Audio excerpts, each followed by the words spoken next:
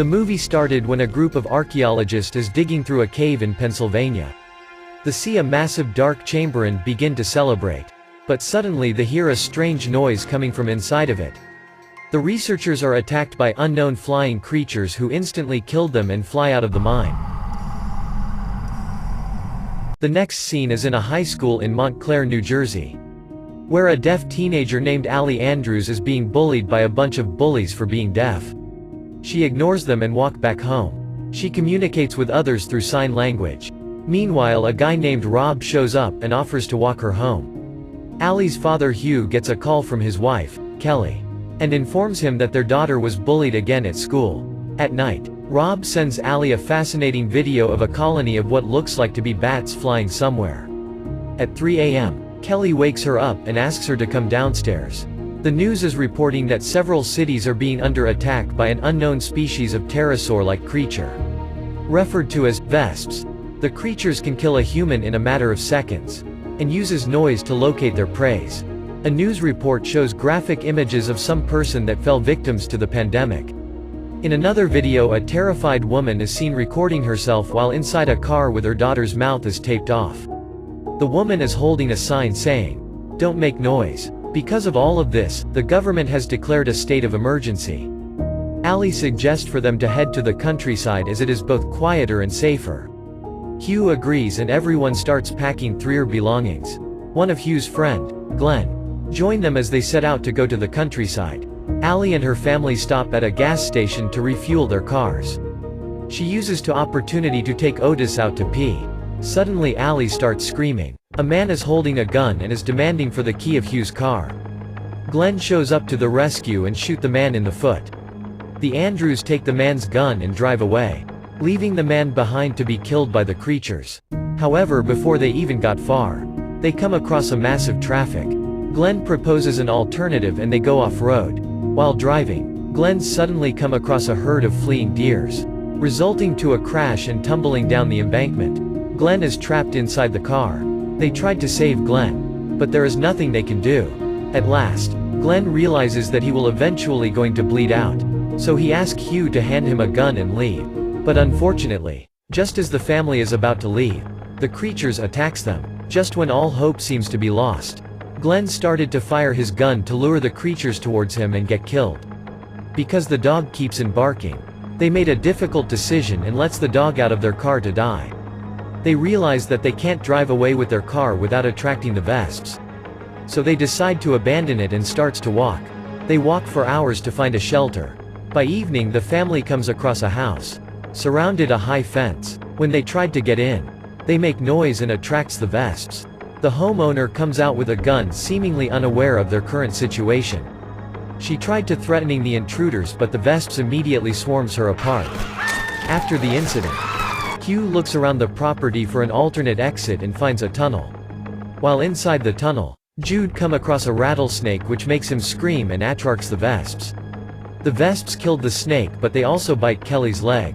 With time running out, Hugh quickly operates a wood chipper to distract the vesps and shreds them to death. The family finally enters the house and cleans Kelly's wounds.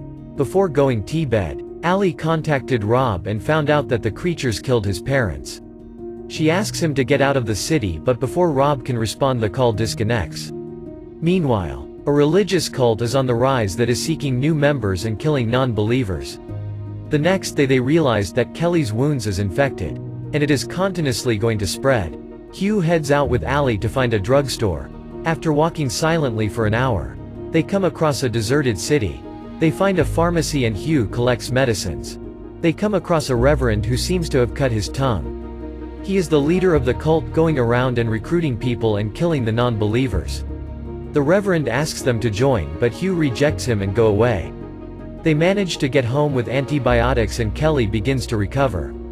Allie approaches Hugh and said that she watched the news at night, and it is stated that the vesps can't stand intense cold weather. She also tells them about the regions called the Gray. These are places where electricity has gone out, and people cut off from the world when the battery of their phones and computers died. Later that day, the reverend and the cult members shows up in their hideout. He again asks Hugh to join the cult, but then again turned down. The reverend writes him a note which saying, "The girl is fertile." Hugh gets back inside of the house and returns with a riffle, and Colt finally go away. In that evening, Allie gets a message from Robs. He tells her that he is going north to the refuge. It is a place where all people can be safe from the creatures. At midnight, Hugh and Kelly wake up to noises coming from outside. He grabs his gun and checks the main door. While Kelly wakes Lynn and Jude up. Hugh doesn't see anyone. However, when he checks the door, he notices a little girl his age standing outside. Kelly lets the girl come in. They provided her with a warm blanket and ask her questions. But the little girl doesn't respond. They notices some scars in girl's jaw and inspects her mouth. They discovered that the girl doesn't have a tongue.